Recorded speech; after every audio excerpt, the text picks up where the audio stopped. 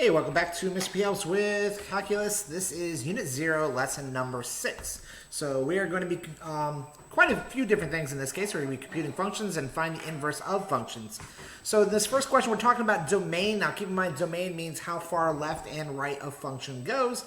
Now, if you're talking about a linear equation, then clearly this linear line is going to go as infinitely right as it does left. Therefore, it would have a domain of all real numbers. Now, it just depends on what kind of function you're dealing with here. In this case, we have what's called a rational function. So the parent function looks like this. And it has both a vertical and a horizontal asymptote. Now, the horizontal asymptote doesn't really matter because we're not talking about height. We're talking about how far the function goes left or right. Now, it goes infinitely right and infinitely left, but there's that infinite discontinuity in the middle. There's that number in the middle which is not included. Now, how do I figure out that number? By looking at the denominator.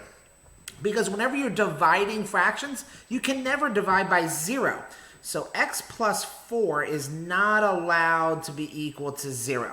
So I'm going to subtract 4 from both sides, and therefore telling me that the vertical asymptote is at negative 4. Because if you put negative 4 in for x, you can put any other number. The only number you can't put in is negative 4, because that would be undefined, because there's no answer there. You can never divide anything by 0. It doesn't matter what the top is. So in this case, it can be anything but 0. So from negative infinity to negative 4, not included, or from negative 4 to positive infinity, which literally is just saying it can be anything except for negative 4. So it can be all real numbers except for negative 4, which is another way of writing it. Now, this is a quadratic equation, which is a parabola. All quadratics are parabolas. Just like linears, they always go infinitely left or right. So no matter what, anytime it's quadratic, it's always going to be all real numbers. Because even if the parabola is going down, it's still going down and to the right and the left infinitely. Now, number 3, this is a radical function, which is going to look something like this. It's going to have an endpoint. Now, it could be going left or right. It's not both. It's one or the other.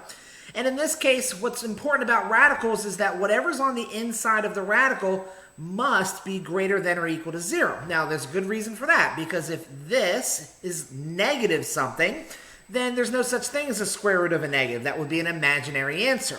So whatever this is, just take whatever's inside the radical, set it greater than or equal to 0, and then solve. So it's just a matter of solving from that point. So I get 2x is greater than or equal to 8, which is x is greater than or equal to 4.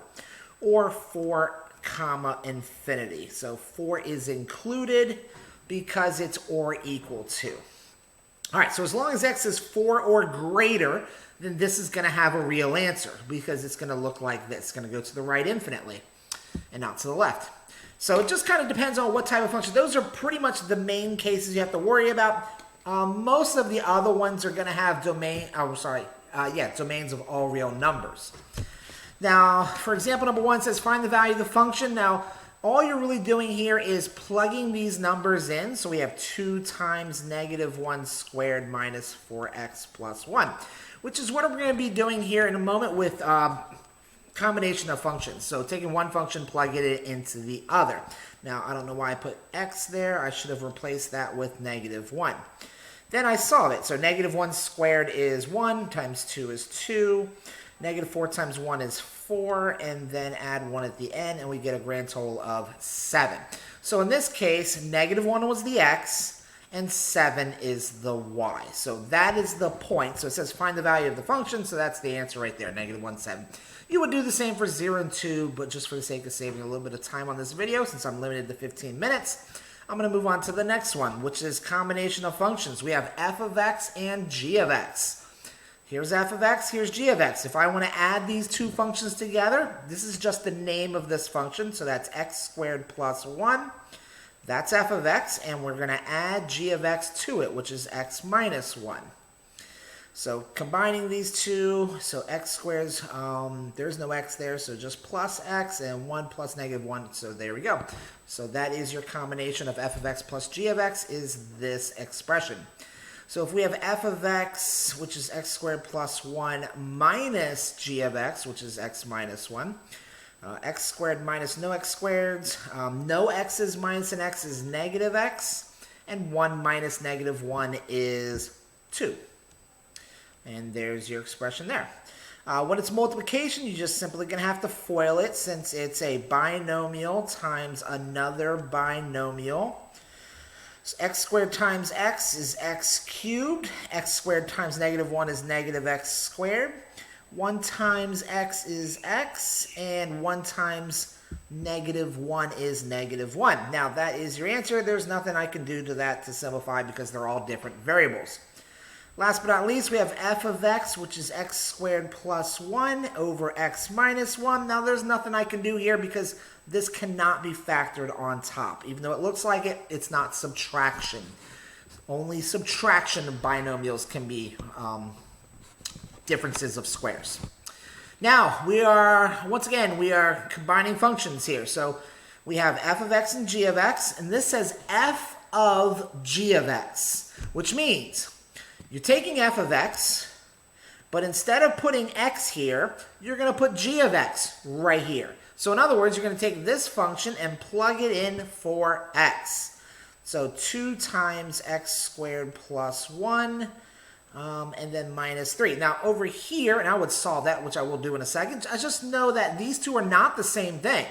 This is g of f of x, which is kind of the same thing in the opposite order, which means you're going to take this function and you're going to place this one in for x. So that's 2x minus 3 squared minus 3. All right, so now I solve. So first I'm going to square this times itself. That gives me 4x squared. Let's see, multiply by each other is negative 6. Double that makes negative 12x. And then negative 3 times itself is 9. Bring down the minus 3. All I did was 2x minus 3 times itself, foiling it if you need to. Combine these two constants, and we are done. So 12x and then plus 6 is our answer there. And over here, so we have 2 times x squared. 2 times 1 is 2. And then the two constants can be combined to this. So as you can clearly see, you get two completely different answers depending on which way you are putting it into the other. All right, so now inverse functions. The easiest way is to simply switch the x and the y. Now, another way is to list out all of the steps that you would do to do this and then do the opposite steps in the reverse order. That's essentially what inverses are. It undoes whatever the other function is. So if this is 2 times x, you know the inverse of multiply is divide. So the answer should be division. So if I take this x and plug it over here and take the y and put it over here, so that's x equals 2y, and then solve for y. And that's going to be our inverse function. Divide by 2. No shock here, like I said, that y is x divided by 2. So if you make x, like say 5, 2 times 5 is 10, plug 10 over here, 10 divided by 2, and it undoes it back to the original answer of 5. And I know that's a really short thing to go through, but that's how inverses work. Whatever, if you put an input into one function and take that answer at output and put it into the other function for the input, you're going to get right back to the same input. I know that's confusing. So no matter what number you give here, take that answer, plug it in for x here, and you're going to get back to the original number that you originally had. All right, so now the next one, so replace the x and the y's, and you get x equals 1/3 y. The easiest way to solve here is to multiply both sides by 3, because 3 times 1/3 is 1 whole. So there you go. So the inverse of multiplying by 1/3 is multiplying by 3, because really multiplying by 1/3 is really divide by 3. So that kind of makes sense as well. So that's the inverse function there. So the inverse of x plus 4 is going to be x minus 4. Pretty simple. Let me just do one more for the two-step equation here. So put the x over on the left, 2 times y minus 5, and then solve it just like a normal two-step equation. So add 5 to both sides. So I have x plus 5 equals 2y, and then divide both sides by 2, and there's your inverse function of the given one, which would be x plus 5, that's the opposite of minus, and then divide by 2, which is the inverse of multiply. So everything here is the inverse of the original function. All right, so now when you're showing that these two functions are inverses of each other, simply what you're going to do is find f of g of x and find g of f of x. And if you end up getting the exact same answer for both, then they are inverses. Now, this can be a little tricky. You can't just simply look at a function and know that they are inverses of each other. First of all, they may or may not be the same steps in the opposite order and the opposite operations. But also, things can get tricky with the domains of squareds and fourth roots because parabolas and radicals aren't quite inverses of each other because the radical's missing that other side, which, you know, it can't exist because then it wouldn't be a function. So you run into things like this, problems like this sometimes with quadratics as well. All right, so simply put, f of g of x means I'm taking this, so that's 5 times, instead of putting x, I'm going to put this in, so x minus 1 over 5 plus 1.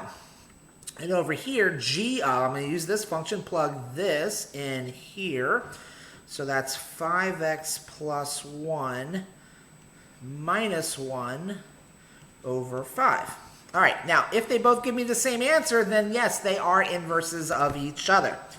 So in this case, divide by 5 and multiply 5, that just easily cancels out. I'm left with x minus 1 plus 1. Those easily cancel out. I'm left with just x. That worked out pretty easy. Over here, so we've got, so the parentheses aren't really needed, and then these cancel out, and you're left with 5x over 5. And then the 5's cancel out and you're left with just x. So yes, these two functions are inverses of each other. And you could test that, like I said, by putting any number in for x here, solving, put that answer in for x over here, and when you solve this, you should end up with the same number that you started with, because that's how inverses always work. And last question says, find the inverse function of f of x. Okay, now I'm going to do this the opposite way. So I'm going to list out all the steps. If I was going to solve this, the first thing I would do was multiply by 2. And then I would have to subtract 3. I'm just showing you a different way of doing it. And then do the radical. So if I knew x was 5, that's what I would do first. I would times it by 2, then minus 3, and then do square root. Now I'm going to do the same steps. So that's, but in the opposite direction. So instead of square rooting, the inverse is squared. And then instead of minus 3, I'll do plus 3. And then instead of times 2, I'll divide by 2. And that's the order of its inverse. So y is, now if I can only read, so square. So take the number and square it. Okay, then add 3 to it, and then divide by 2. So that is going to be the inverse function because, once again, I listed out, this was the original. And then I did over here the same steps going backwards and inverses of each. So instead of square root, squared, instead of minus 3, plus 3, and then instead of times 2, I did divide by 2. And then I built the equation that way. It's just a different strategy, different way of doing it. Of course, the other way of doing it is just simply switching the x and the y. So make x equal square root of 2y minus 3. And if you do this, you're going to get the exact same thing. So first thing I would do is I would square both sides.